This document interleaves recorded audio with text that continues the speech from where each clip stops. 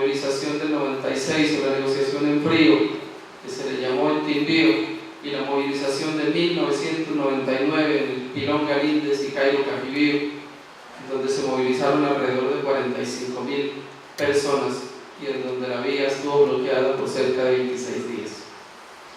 Se negociaron y se hicieron acuerdos con el gobierno nacional, vías, electrificación, educación, empleo, vivienda, y todos estos acuerdos que se lograron con el gobierno nacional solamente se ha cumplido básicamente un 30% desde 1999. Es decir, que a la fecha todavía el gobierno nacional tiene una deuda histórica con las comunidades del macizo, porque no ha cumplido esos acuerdos.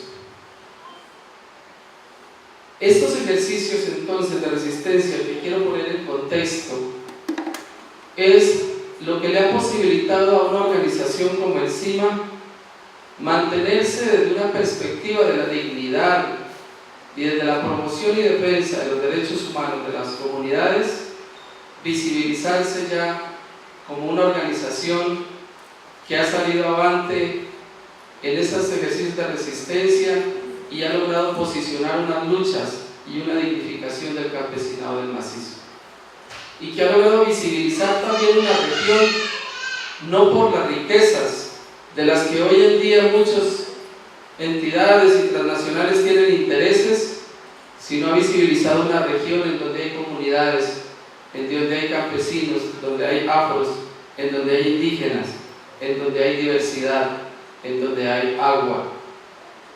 Y ese entender esa región desde esa dimensión entonces nos lleva a pensar que es importante mantener la lucha y la resistencia, porque aquellos recursos que le pertenecen a las comunidades del macizo colombiano no pueden ser saqueadas.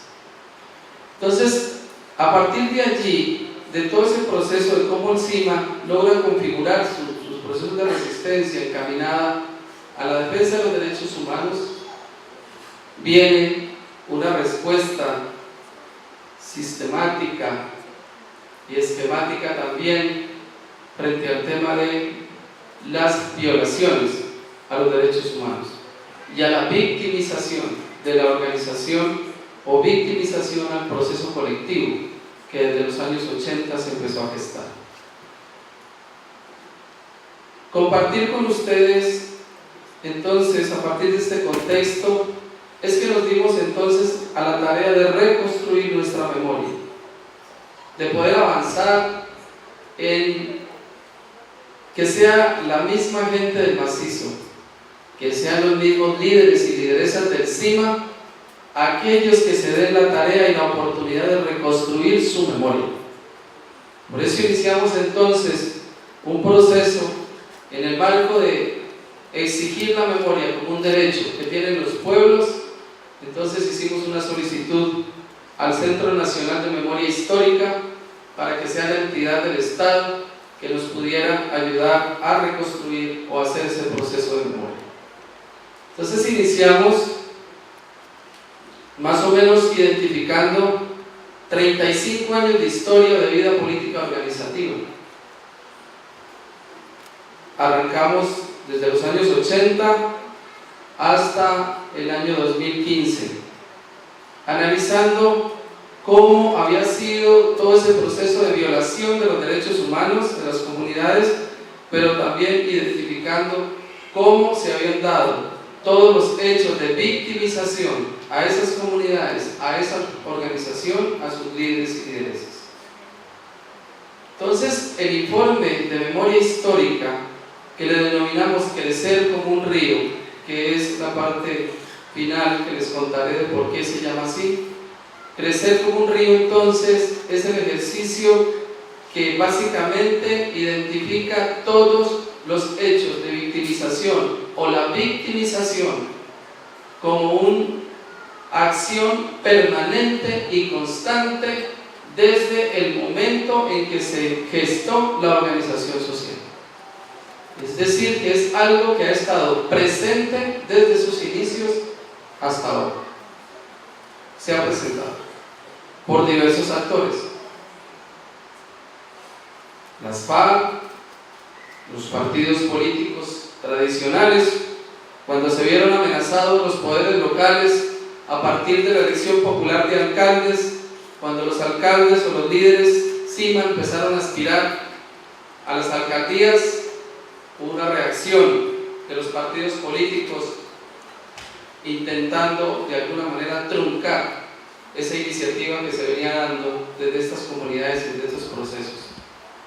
Paramilitarismo, la década del 2000 al 2007, la época que le llamamos en el crecer como un río, la época de crisis y de miedo, en donde muchos de nuestros líderes y lideresas que habían participado como personas visibles en todo el proceso de negociación y de movilización del 99 fueron desplazados, unos asesinados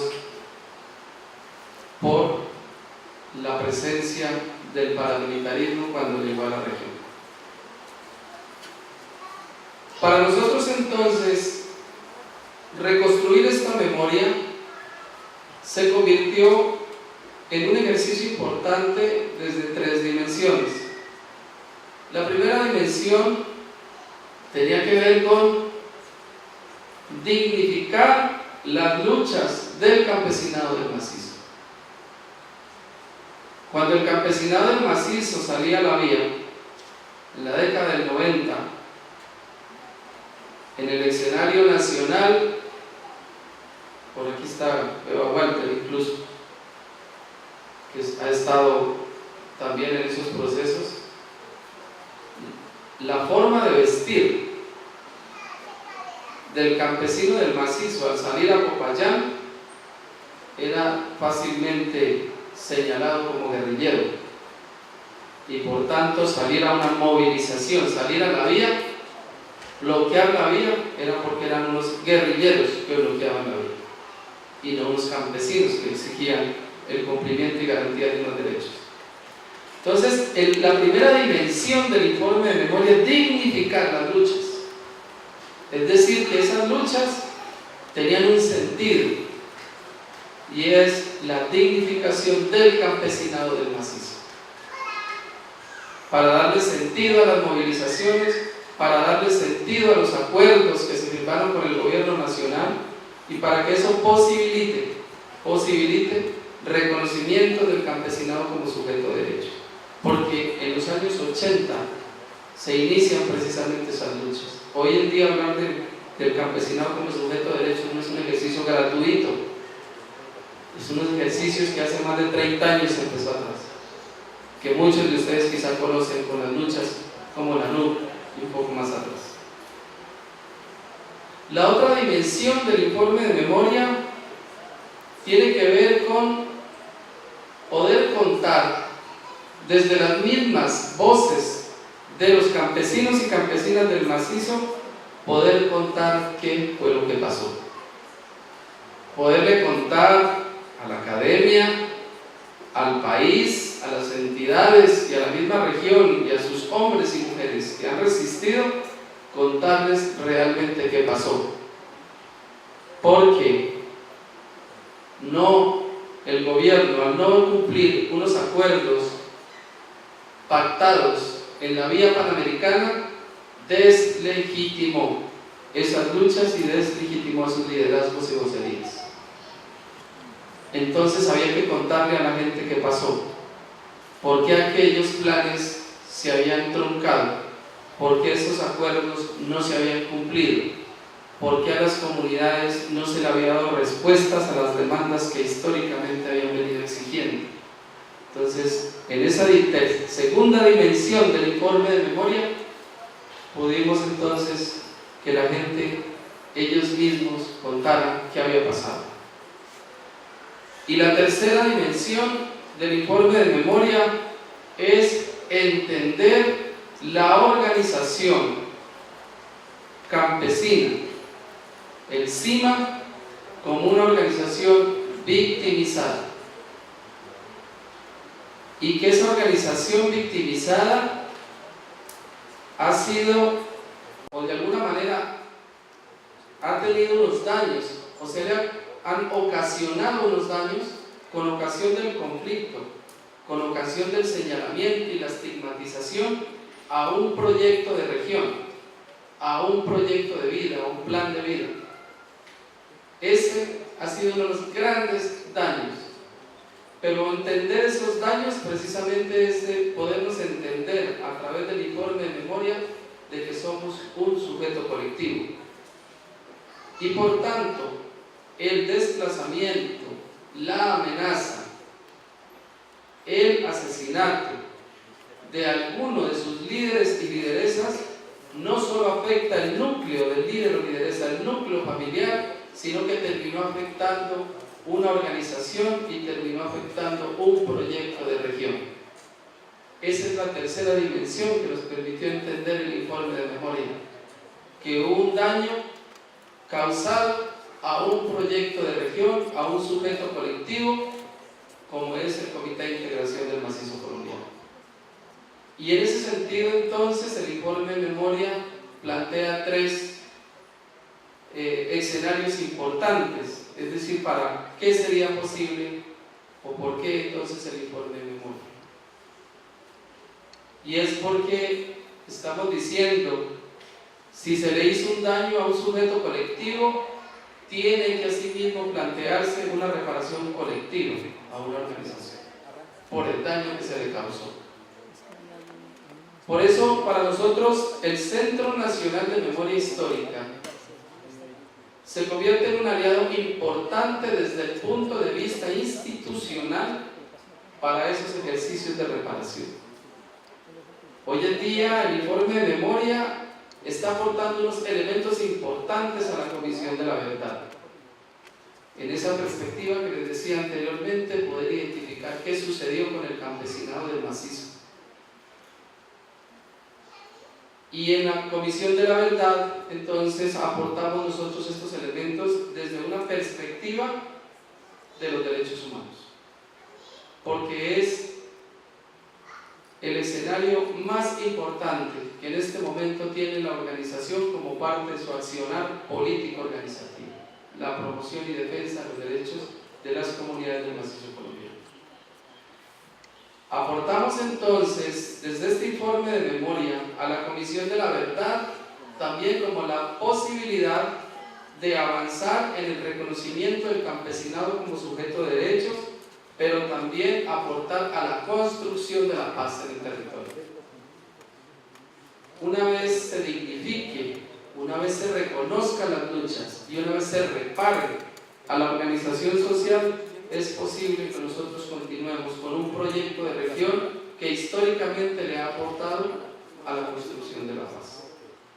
Hay una característica importante en el macizo colombiano, es que es una región diversa, pero que aún en esta región, en todo lo que se ha construido históricamente como un gran tejido social, no tenemos conflictos interétnicos.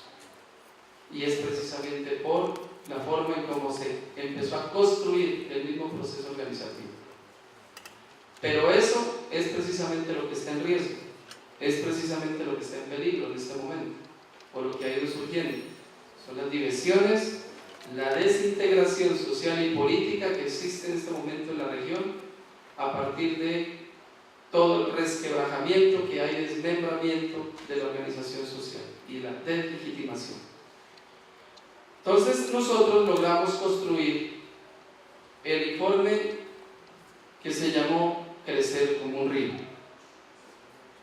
que lo tenemos en 2 volúmenes.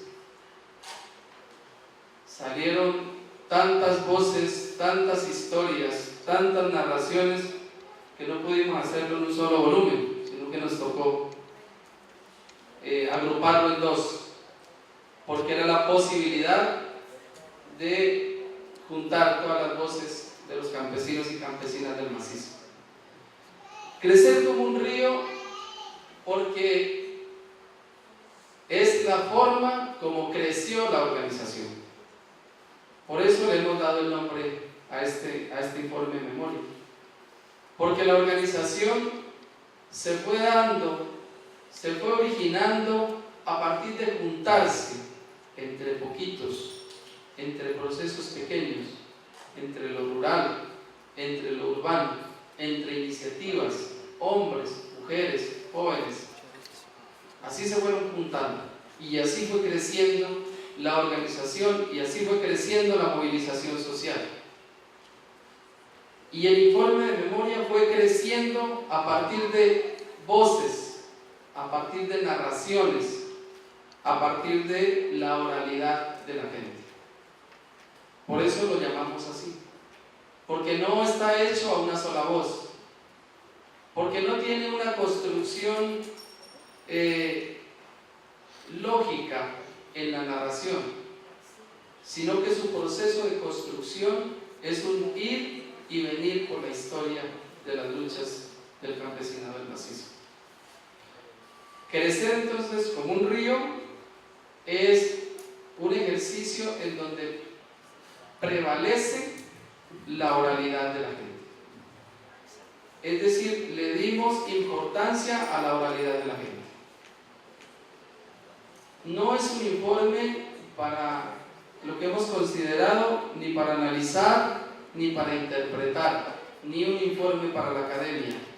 El informe de memoria, Crecer como un río, es un informe para las comunidades del macizo. Y abre una ventana a adentrarse, a conocer precisamente el macizo colombiano y su organización social. En ese sentido, entonces, le llamamos también la forma de construcción la colcha de retazos. La colcha de retazos porque es la suma y unión de voces y de narraciones alrededor de las historias del macizo. En ese sentido, entonces, logramos constituir este informe a partir de dos fases importantes.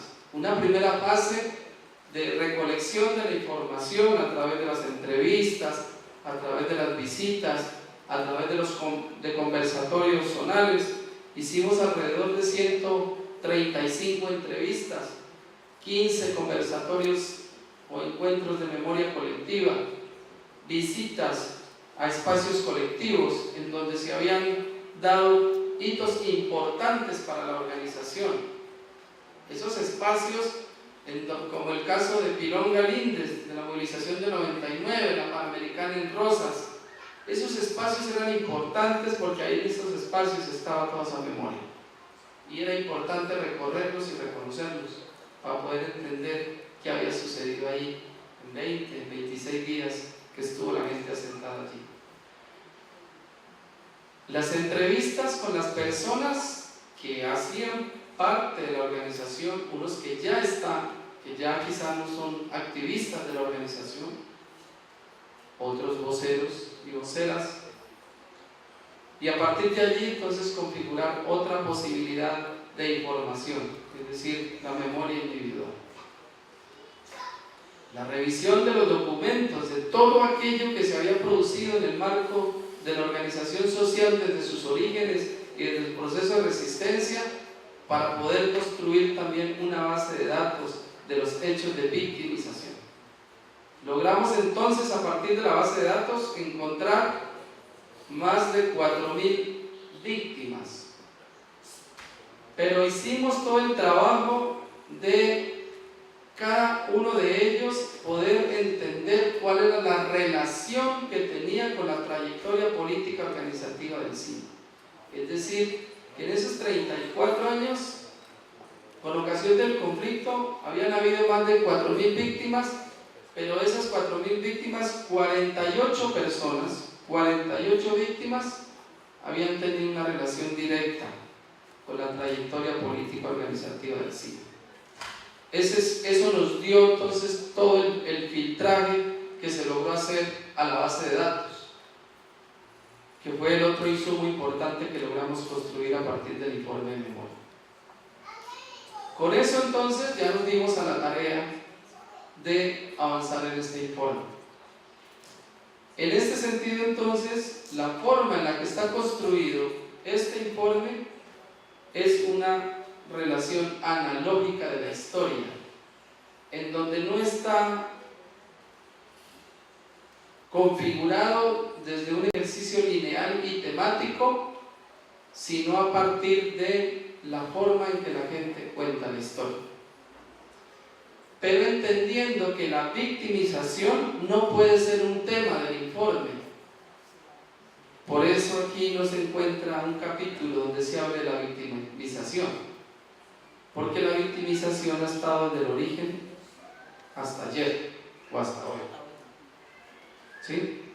Entonces no podía ser un asunto temático o un asunto de capítulo, sino que es una dinámica que se dio desde que inicia la organización hasta hoy en día, porque no es una organización agonizante, sino que es una organización que todavía mantiene su proceso de resistencia en el territorio. Entonces hay una memoria construida hasta el 2015, 2016, pero es una organización que sigue vital en el territorio y que esta memoria abre la puerta a otros procesos de memoria. Entonces, este proceso de resistencia que ha hecho el CIMA en todas sus formas de lucha, de la movilización, de la audiencia, de la denuncia, de plantear planes y programas de desarrollo autónomo, que son también parte de su resistencia, de sus procesos educativos, culturales, agroambientales, de su consolidación de su proceso de derechos humanos alrededor de los defensores y defensoras, de sus liderazgos. Para nosotros también este informe de memoria es uno de los ejercicios de resistencia que tiene un alcance político grande, por lo que les decía inicialmente, entender que hubo un daño colectivo y que por lo tanto tiene que avanzarse en un ejercicio de reparación colectiva. Por eso es importante este informe de memoria para nosotros, para el CIMA. En ese sentido, entonces, nosotros lo hemos devuelto también a las comunidades y lo hemos entregado también en diferentes espacios institucionales para que se conozcan, para que se difundan y también para que se retroalimenten esas memorias. Quizás no esté todo lo que ha sucedido, pero hay un compendio importante de historias. Otra cosa importante del informe de memoria frente al mismo proceso de resistencia como se hizo el informe tiene que ver precisamente con las voces. Y las voces entonces es la forma en cómo los campesinos y campesinas hablan. Por eso los títulos y los nombres o títulos de los capítulos de este informe son a partir de la forma como la gente se expresa. Usted, no sé, algunos que quizá no lo tienen, pudieran ir a Fundecima, de pronto hicimos un lanzamiento en septiembre en el Colegio Mayor, entregamos unos volúmenes. Aquellos que no lo tengan quizá puedan ir a Fundecima para poderles entregar unos volúmenes de este informe. La idea es que los que puedan acceder a este informe, leer este informe, se pueden dar cuenta precisamente que no es un informe convencional y que quizá tiene a veces problemas en su redacción, porque es la forma como la gente habla. Esa es una de las características importantes de este informe. Es la forma en cómo se hizo y la forma en cómo se logró escribirse. De poder juntar todas esas historias, todo ese conglomerado que había de acciones territoriales, de iniciativas, y poderlas llevar a cabo consolidadas. Nos llevó 2 años. El segundo año entonces fue de sistematización.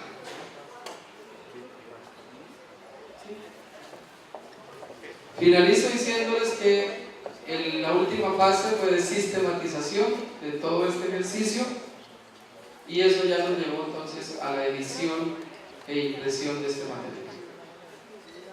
¿Hay un inconveniente? Entonces, bueno, igual yo ya finalizo con esto también, agradeciéndoles a ustedes el espacio, habernos permitido. Muchas gracias y seguimos en resistencia.